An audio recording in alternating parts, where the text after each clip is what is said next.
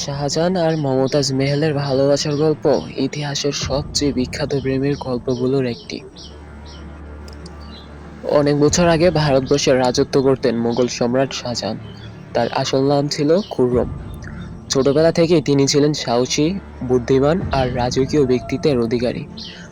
রাজপ্রাসাদে বড় হওয়া সেই যুবরাজের জীবনের সবকিছুই ছিল ক্ষমতা, ধনসম্পদ, সম্মান। কিন্তু তার হৃদয়ে তখনও একটি শূন্যতা ছিল, যেটা পূরণ হওয়ার অপেক্ষায় ছিল সে। একদিন রাজপ্রাসাদে এক অনুষ্ঠানে তিনি প্রথম দেখেন এক অপূর্ব সুন্দরী মেয়েকে। মেয়েটির নাম ছিল আরজুমান্দ। আরজুমান্দ বানু বেগম, যাকে পৃথিবী পরে চিনতে পেরেছে মমতাজ মেহেল নামে। সেই প্রথম দেখাতেই যুবরাজ খুররম যেন থমকে যান। মেয়েটির সৌন্দর্যের চেয়েও বেশি তাকে মুগ্ধ করেছিল তার শান্ত চোখ, ভদ্রতা আর কোমল ব্যবহার। বলা হয় সেই দিন থেকেই খুররম ঠিক করে ফেলেছিলেন এই মেয়েটি হবে তার জীবনের সঙ্গী। কিন্তু রাজপরিবারের নিয়ম এত সহজ ছিল না। তাদের বিয়ের জন্য কয়েক বছর অপেক্ষা করতে হয়েছিল। অথচ সেই অপেক্ষার সময়েও খুররম আর অরজুমান্দ একে অপরকে ভুলতে পারেননি। রাজপ্রাসাদের হাজারো মানুষের মাঝেও তারা যেন একে অপরকে খুঁজতেন। অবশেষে তাদের বিয়ে হয়, আর সেই বিয়ের পর খুররম তার প্রিয় স্ত্রীকে নতুন নাম দেন, মমতাজ মহল, যার অর্থ প্রাসাদের সেরা রত্ন। এই নামটাই বলে দেয় শাহজাহানের হৃদয়ে মমতাজের জায়গা কতটা গভীর ছিল। সময়ের সাথে সাথে খুররম হয়ে ওঠেন সম্রাট শাহজাহান। বিশাল সাম্রাজ্যের দায়িত্ব তার কাঁধে এসে পড়ে। কিন্তু রাজকার্য যতই ব্যস্ত হোক, মমতাজকে ছাড়া তার দিন সম্পূর্ণ হতো না। মমতাজ শুধু তার স্ত্রী ছিলেন না, তিনি ছিলেন তার সবচেয়ে কাছের বন্ধু, উপদেষ্টা আর শান্তির জায়গা। শাহজাহান যখন কোনো কঠিন সিদ্ধান্ত নিতেন, তখনও মমতাজের মতামত শুনতেন। অন্যান্য সম্রাটদের মতো শাহজাহানের জীবনে শুধু বিলাসিতা আর রাজনীতিতে ভরা ছিল না। তিনি সত্যিই মমতাজকে নিজের জীবনের অংশ বানিয়ে নিয়েছিলেন। যুদ্ধের সময়েও মমতাজ তাকে একা ছেড়ে থাকতে চাইতেন না। দূর দূরান্তের সফরে, মরুভূমির পথে, সেনাবাহিনীর মাঝে, সব জায়গাতেই তিনি শাহজাহানের পাশে থাকতেন। তাদের সংসারে একে একে সন্তান জন্ম নিতে থাকে। তারা ছিলেন এক সুখী পরিবার। বলা হয় শাহজাহান মমতাজের সামনে কখনো নিজের কষ্ট প্রকাশ না করলেও মমতাজ সব বুঝে যেতেন। এই গভীর সম্পর্কই দিন দিন আরও মজবুত হতে থাকে। কিন্তু সুখের জীবন সবসময় এরকম থাকে না। 1631 সালে শাহজাহান তখন এক যুদ্ধে অভিযান ছিলেন। সে সময় মমতাজ তাদের 14তম সন্তানকে জন্ম দিতে গিয়ে গুরুতর অসুস্থ হয়ে পড়েন। শাহজাহান খবর শুনে ছুটে আসেন। তিনি মমতাজের হাত ধরে বসে থাকেন ঘন্টার পর ঘন্টা।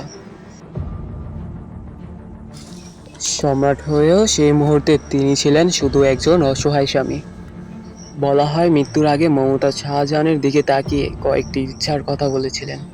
তার মধ্যে একটি ছিল, আমাদের ভালোবাসাকে এমনভাবে বাঁচিয়ে রেখো যেন পৃথিবী কখনো আমাদের ভুলতে না পারে। এই কথাগুলো শাহজাহানের হৃদয় ভেঙে দেয়।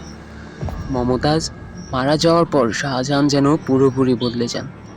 তিনি কয়েকদিন কারো সাথে কথা বলেননি। রাজপ্রাসাদে আনন্দ থেমে যায়। লোকেরা বলতে শুরু করেছিলেন মমতাজের মৃত্যুর পর কয়েক মাসের মধ্যেই শাহজাহানের চুল সাদা হয়ে যায়, তার চোখের নিচে ক্লান্তি নেমে আসে। কারণ তিনি শুধু একজন রানী হারাননি, তিনি তার জীবনের সবচেয়ে প্রিয় মানুষটিকে হারিয়েছিলেন। তারপর একদিন শাহজাহান সিদ্ধান্ত নেন তিনি এমন কিছু তৈরি করবেন যা পৃথিবীর ভালোবাসার সবচেয়ে বড় নিদর্শন হয়ে থাকবে। এরপর শুরু হয় ইতিহাসে এক অসাধারণ সৃষ্টির তৈরির কাজ, তাজমহল। নির্মাণের জন্য আনা হয় দূর দূরান্তের সেরা কারিগরদের। সাদা মার্বেল আনা হয় বিভিন্ন জায়গা থেকে। দেয়ালে বসানো হয় দামি পাথর। হাজার হাজার শ্রমিক দিনরাত কাজ করতেন। কেউ দেয়ালে নকশা করত, কেউ মার্বেল কাটত, কেউ ক্যালিগ্রাফি লিখত।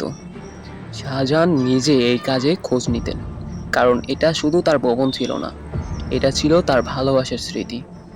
প্রায় 22 বছর ধরে নির্মাণ কাজ চলে। তারপর পৃথিবী দেখে এক অপূর্ব সৌন্দর্যের তাজমহল। সাদা মার্বেলগুলো চাঁদের আলোর মতোই লাগতো, যেন প্রতিটা দেয়ালে লুকিয়ে আছে একজন স্বামীর ভালোবাসা আর কষ্ট। তাজমহলের ভিতরেই চিরনিদ্রায় শায়িত হন মমতাজ। পরে শাহজাহানও তার পাশেই সমাহিত হন। কিন্তু গল্প এখানেই শেষ নয়। জীবনের শেষ দিকে শাহজাহানের নিজের ছেলে তাকে বন্দি করে ফেলে। আগ্রা দুর্গের একটি কক্ষে তাকে রাখা হয়। সেই কক্ষের জানালা দিয়ে দূরে দেখা যেত তাজমহল।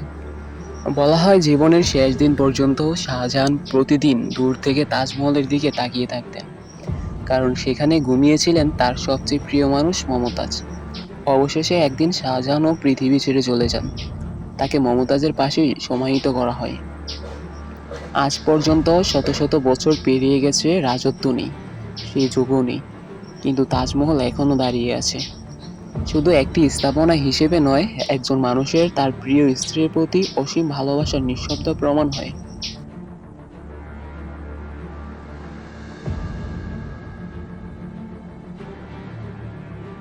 কেন সম্রাট শাহজাহানের পুত্র তাকে কারাগারে বন্দী করেছিল, পরের ভিডিওতে সম্পূর্ণ বিশ্লেষণ করা হবে। চ্যানেলটি সাবস্ক্রাইব করে অবশ্যই পাশে থাকবেন। ধন্যবাদ।